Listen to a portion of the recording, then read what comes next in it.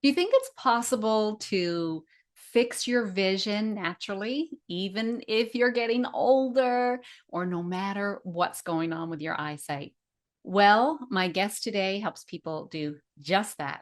This is Wellness by Design. I'm your host, Jane Hogan, the Wellness Engineer, and my guest today is Claudia Muehlenweg. She helps people improve their vision naturally. And I know it's possible because I've done it. And she's helped thousands of people do that as well. So we touch on so many interesting topics today, like different everyday things that you can do, and how emotions and stress are connected to your vision. So, this is a great episode. I think you're really going to enjoy this conversation and learn about how you can improve your vision in as little as 5 days. So, stay tuned. We'll see you inside. Claudia Muehlenweg, welcome to Wellness by Design today. I'm so happy to have you back on the podcast. And I'm so glad to be back, Jane. So thank you for having me. It's been a while since you were a guest. It was at least 2 years ago. So we've got a lot of new members or people listening, or watching. So tell them a little bit about your story and how you came to do this work that you do, helping people improve their vision naturally.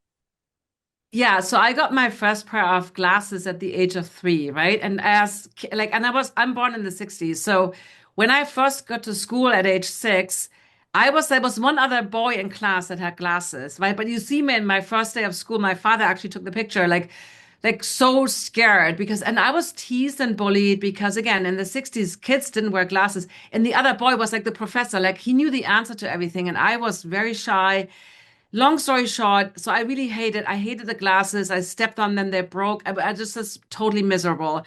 And then at age 12, I started playing handball. And the only reason I played, because I was not athletic, I had a squint, I was fast, I couldn't catch and throw stuff, I was bad. But they were desperate to have players.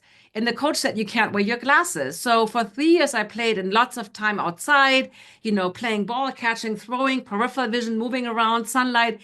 And so at the age of 15, the eye doctor said, you don't need glasses anymore. I was like, what? The whole new world opened up. And then high school exams, 3 years later, studying again. I wasn't good in school, super stressed, and my vision got blurry again. And then I totally freaked out. I was like, there has to be something. I have to figure out something. And I found a book back then in the 70s, right? Like bookstores, right? I found one book on this thing called natural vision improvement. And I followed all the practices and it worked. I saw immediate result doing them. And I stayed out of glasses basically all the way to my mid 30s. Long story short, difficult marriage, divorce, stress, Mm-hmm. back in glasses, right? And after a few years of that, I noticed how quickly my vision got worse. And I was like, I was just in my early 40s. I was like, this is not like, and my work was based on vision. I was a designer, right? I was like, I have to have good eyesight. So I got really scared. And at some point I thought like, wait a moment, I've done this before. I got the book out and I immediately saw little results. But again, at that point, I needed more help. I hired a private teacher. Long story short, I became a teacher eventually because once I got rid of glasses, I was like, this is crazy. Like everybody has to learn how to do this. That's why I decided to make that my profession then. Mm. Yeah. I love it. And it's interesting that there's that thread of stress, right? Because most people don't think that stress would have anything to do with their eyesight. But I mean, you and I know stress has everything to do with how our body is responding, including our eyesight. Stress is in the brain, and our eyes are really just an extension of our brain, right? And Claudia, I had an experience too long before I knew you. I was in university doing engineering, and all of a sudden I was like, I can't see the board. And of course, I was very stressed. It was a heavy workload in engineering. I was very stressed, and my eyesight got bad, so I got glasses, and I needed them for a distance.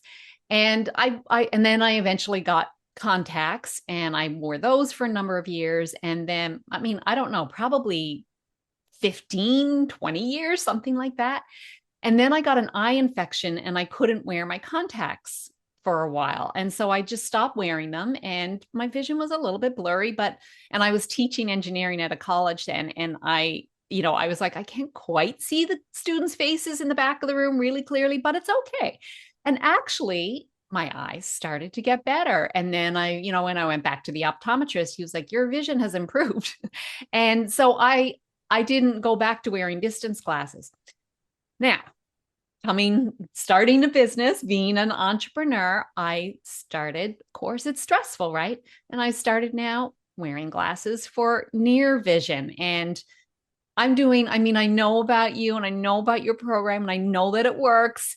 And I keep like leaning on that crutch of having, glasses everywhere. But I'm getting better at saying, okay, I don't, if there's times when I don't absolutely need, crisp vision, then can I just not wear my glasses for a little while? So I think that's a good strategy. And we're going to talk about that now. So let's just talk about what is the problem with what I'm doing, like wearing glasses all the time and having them in every single room. Okay, so it's very common as we get older, right? We get wrinkles, we lose strength if you don't work out. Like, I mean, that we can't deny that when we get older, things are changing, right? That's a fact. So usually what you hear, the lens gets harder or it gets thicker or the focusing process doesn't work as well. But I also know people that can see, like at 100 years old, they can see close up really well, right? So just because it's common, it doesn't mean it's normal. And you know that already. We're doing a lot of things that we can do, including stress regulation, including nutrition, including all the good things, hydration, all the things that we're doing, sleep, that we can do to improve our vision. Now, glasses are this, here's the problem with glasses. They are to me like they are a crutch that kind of you can still do the bad habits. Like for instance, one habit of vision is staring or straining. Like you kind of like you don't move your eyes, you don't blink, you kind of freeze, right? You Mhm. kind of over focus is a way to describe it, where you like focus really hard and with glasses, you still get clarity. Versus when you don't wear glasses, you notice that your vision changes a little bit. Maybe sometimes it's a little better, sometimes it's a little worse, but you get what I call the engine light. You get feedback. Oh, maybe I need to take a break from the computer. Maybe I should look in the distance or go outside or do something. And the glasses just allow you to have just like medications allow you to eat a bad diet and keep your blood pressure and your blood sugar kind of balanced, right? Without really being diligent about it. And so glasses, and that's why they get stronger and stronger because they allow you to keep your bad habits. Does that make sense? So reading Yeah. glasses are actually a gateway drug to like losing your distance vision. But one thing I want to say, what you're doing, and even if you don't want to go all the way and really do the work, quote unquote, right, to do the natural vision improvement, not wearing your glasses when you don't need them is a really, really good idea. So when you don't need them, and that's what you experience when you stop wearing your contacts, how your vision improved. When I started playing handball, I couldn't wear my glasses as much. We already saw improvements, by not wearing the glasses. Now that might not work when we're in our 40s, 50s, 60s or beyond, right? That we need more, but it's a really good strategy, I would say, to do that. Hmm.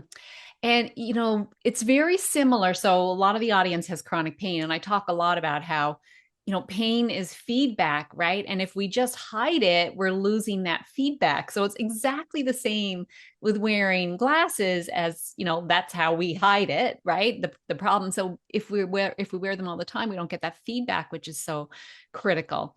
So, when we talk about like the feedback, okay, so we're not seeing clearly. You kind of hinted at some things that you could do, but let's kind of dive in a little bit more. Like, what should we be doing instead of reaching for the glasses? I mean, there's a whole lot of things that I teach, but simple things that we can do. Blinking more.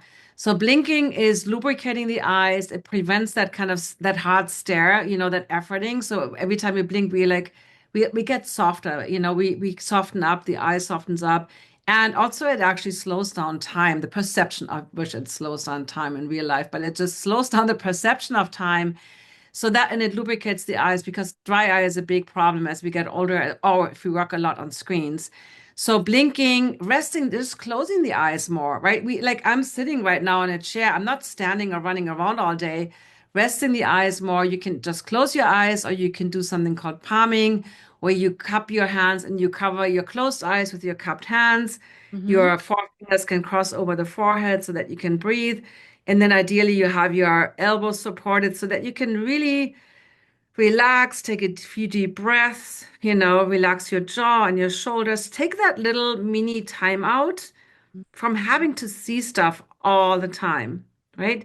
Tuning into your breath, maybe to the sounds around you. And we call this palming, some people call it cupping. And I'm going to come out of this for those of you viewing, if you're listening.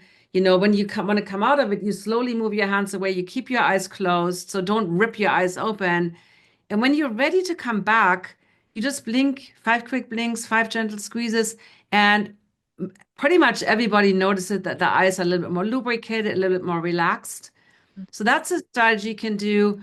Natural light. I know we're going to talk about natural light, but we need natural light into our eyes because the more light sensitive we get, and I was super light sensitive, right? The less well we can see. Eyes are light receivers, right? So now it's like I always say when the ears are cannot receive sound. Oh, I'm so sensitive to sound. I want to wear earmuffs all day long, right? Like we would be like, that's doesn't make any sense.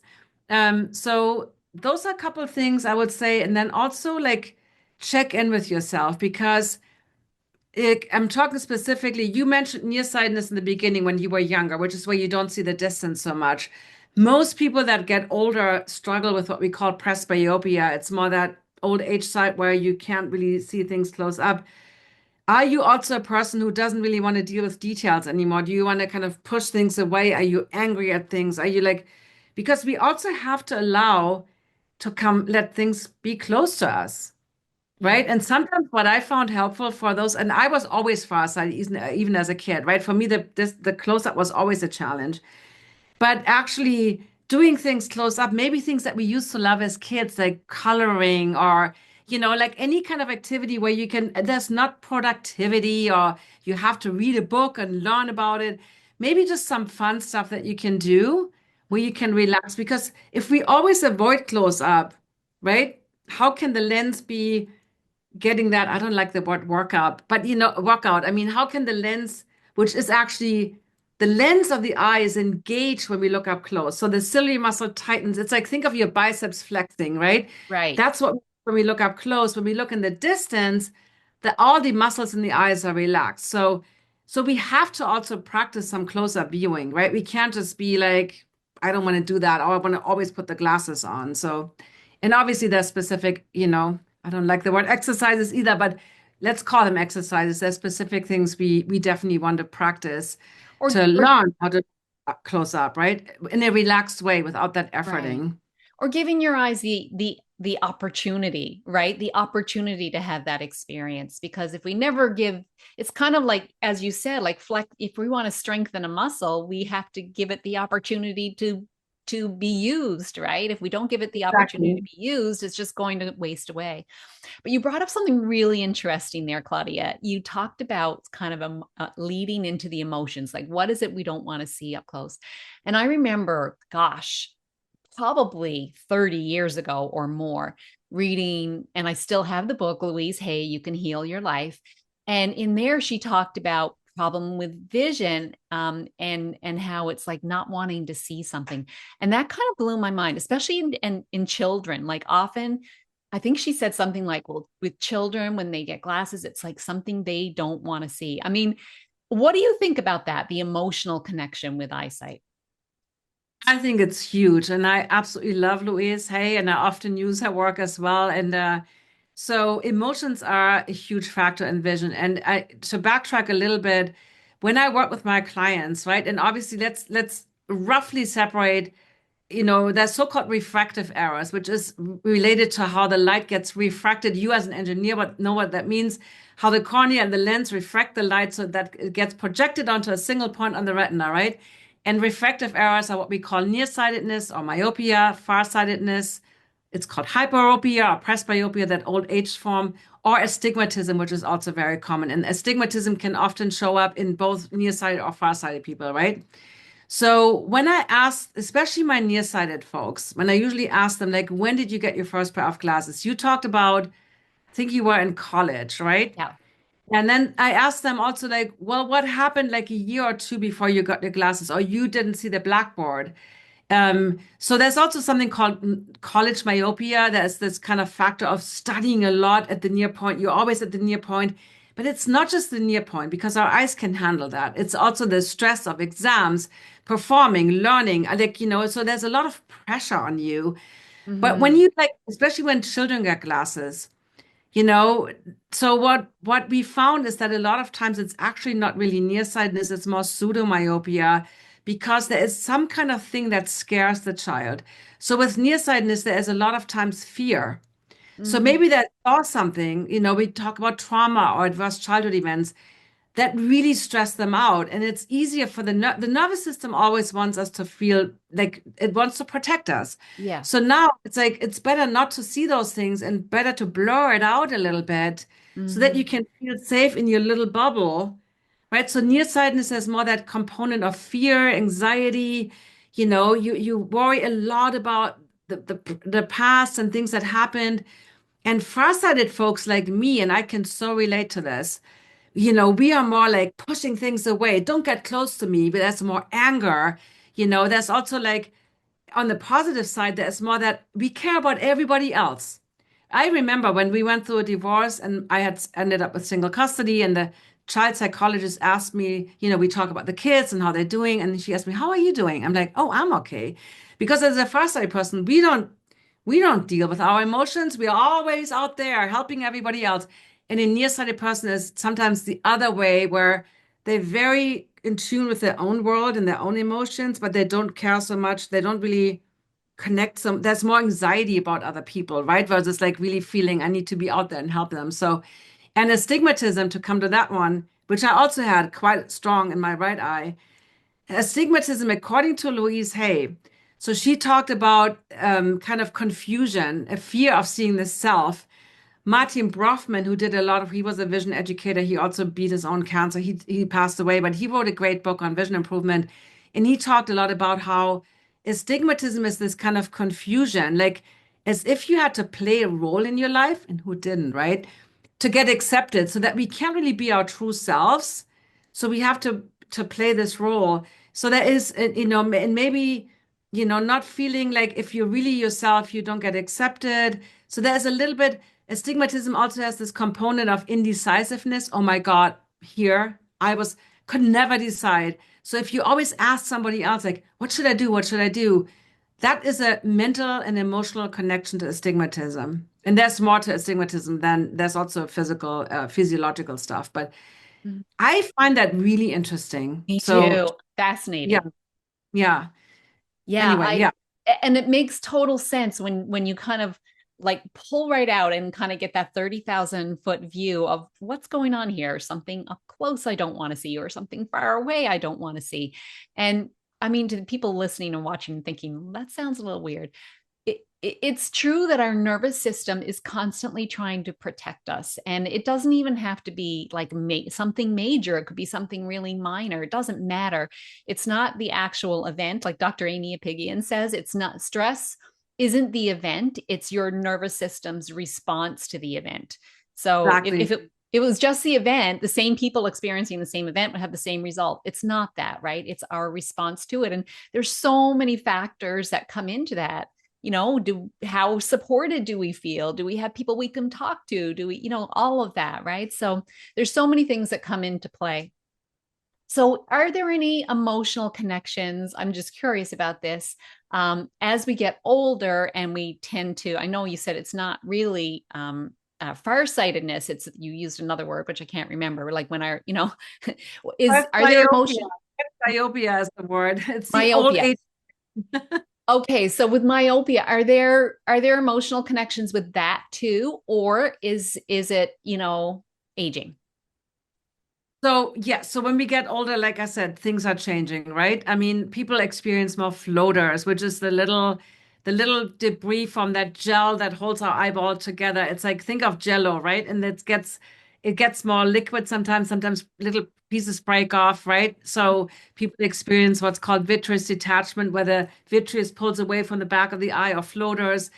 We do have those things happening, but the emotions also play a role in that, as does nutrition, as does all posture as a big component overall in vision.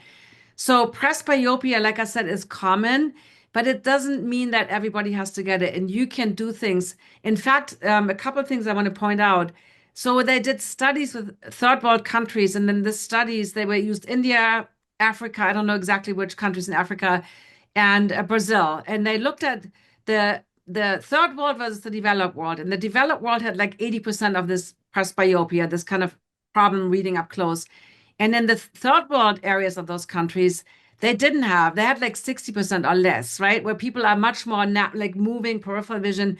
And what I want to talk about also is the joy, because this is an important piece too. Are you fulfilled? Are you enjoying the things that you're doing? Or are you going in? And I am in Germany right now, and I love my hometown, my home country, right?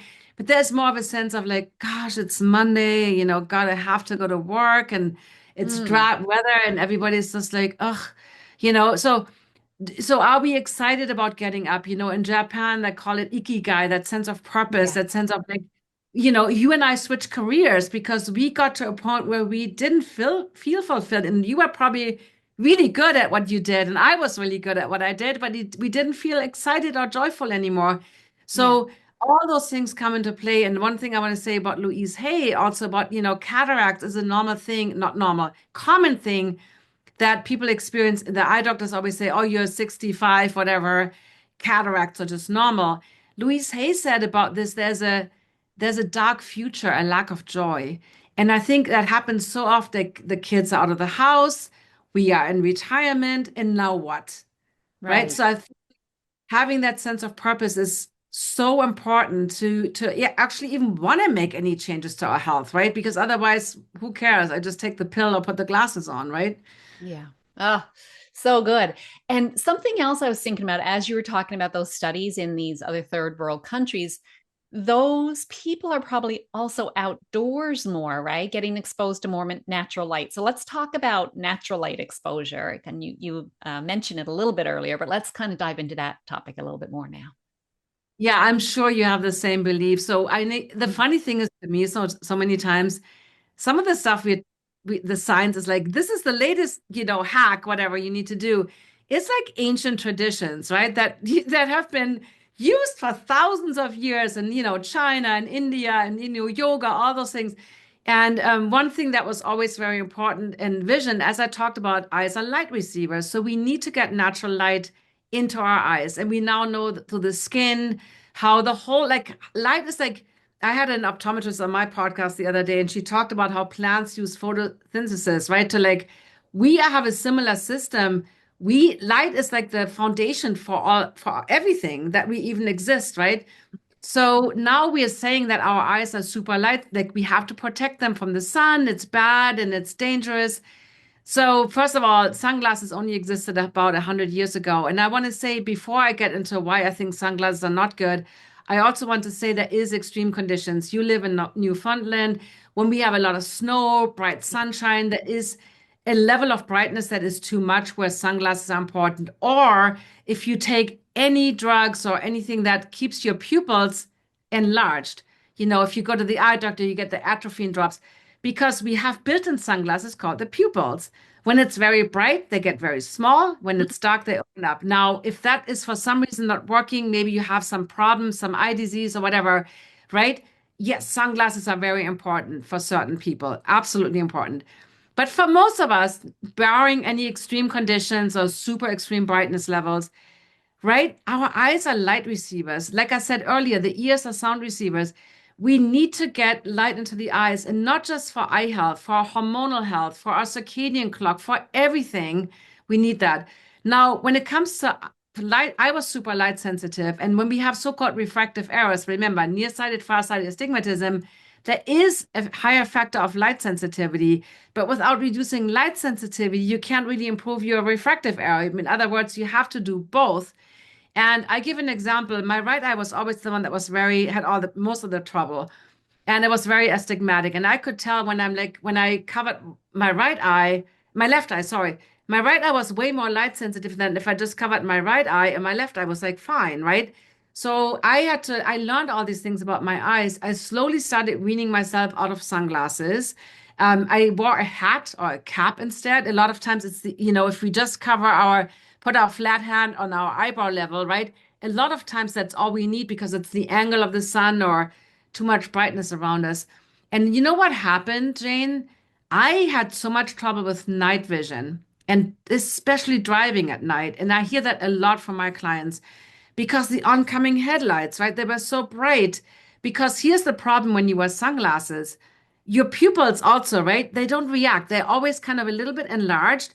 They never practice the closing and opening if you always have sunglasses on. So my night driving, it took so long for my pupils to kind of contract. That's why I felt blinded by those headlights. And once I stopped wearing sunglasses, I can now, like night driving or the brightest xenon headlights, whatever these things are called, they don't bother me anymore. And I hear that all the time from hundreds and Mm, thousands of clients I work with. So does that make sense? So one makes last thing I total want to sense. say about the sunglasses.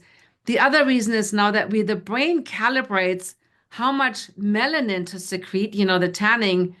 And if you always wear sunglasses, think about going to the beach. And let's say it's not a super hot day and you don't wear sunglasses. You're like, oh gosh, it's really bright. I better put sun lotion on or cover myself up or something.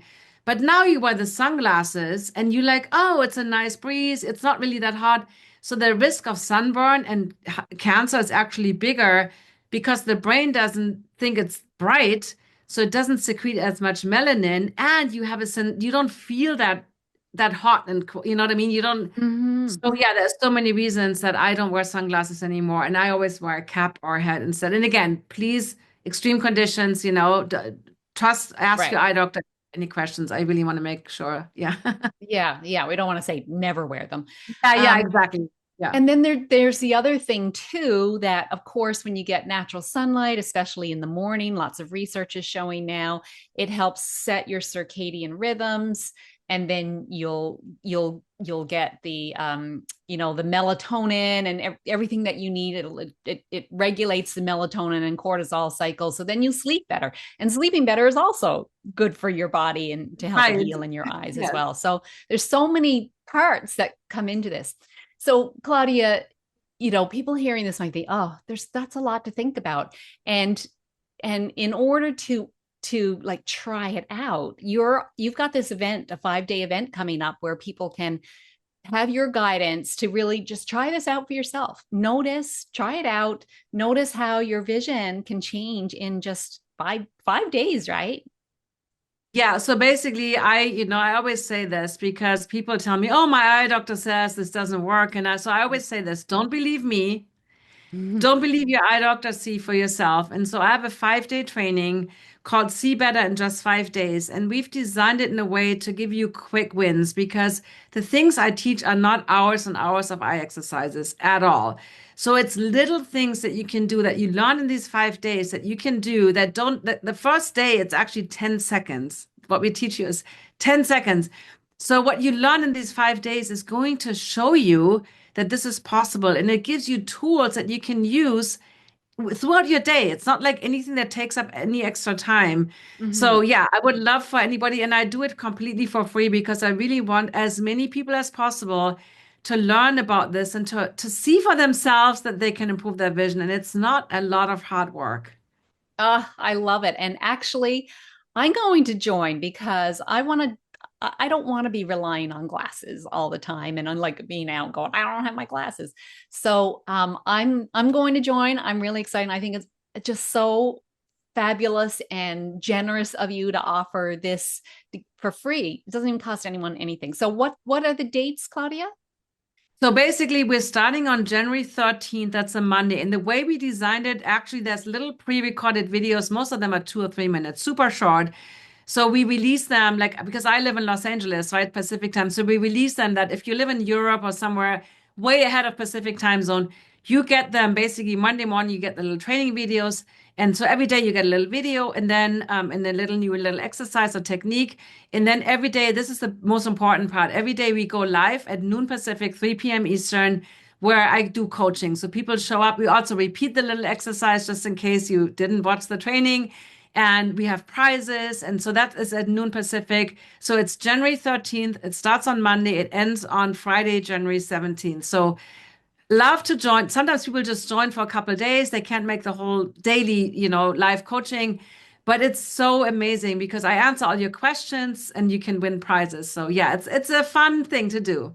All right. And we'll have the link. Just check the description or the notes below. We'll have the link there so that you can sign up, and Claudia will get you all set up and have the emails, or, sent the link sent to you so you can join and you'll get to watch those videos. And I love, it's kind of like that. You'll see for yourself that you can see better. Yes. That's so fun. Claudia, okay, I always ask people what's one thing someone could do today that's going to begin to initiate healing in your body. What's your one thing? I think one thing that I would encourage everybody to do is if you wear glasses, take them off a little bit more. But notice the one thing I want to say here is what I call the strains and gains. Notice how your vision varies because when our nervous system varies all the time. We go from relaxed to more stressed to really stressed. If you were an aura ring like me, right, you might even see your heart rate. You see all the data, right? But notice how maybe your vision is better in the morning, or maybe it's better in the evening, or maybe it's better when you're outside versus when you're inside. So just tune in to like what things make it better, what make it worse. I want to say one thing to this. I always tell the story because it was so blew my mind. Most people tell me, oh, when I'm in nature, my vision is better. So I Mm-hmm. had this, she said, when I go into my garden, my vision gets worse. I'm like, what? But she was a perfectionist, and so her garden, I only see the weeds. So for her, right? So I want you to think of not just light levels or, inside, outside, or distances, but what tasks that you're doing. Maybe there's certain people around you that stress you out, or other people that make you feel really like happy. So tune into that kind of how your vision varies, because that gives you a lot of clues about what are the things that are good for your eyes and your vision and your health, and what are the things you should maybe do less of. So tuning into you, what are your thoughts about your environment wherever you are right now? Yeah, and Yeah, it's your vision, probably notice how your vision varies, right? How your yeah. eyesight, just your blood pressure, your blood sugar, all these different things varies, how your vision, and if you wear really strong glasses, you might not notice that as much as when you take them off. So tuning into that, and then what you said about in the beginning, just wearing your glasses only if you really need to, that's a really good strategy to get started with. All right, I'm going to get started with that. I'll start with that until your challenge begins.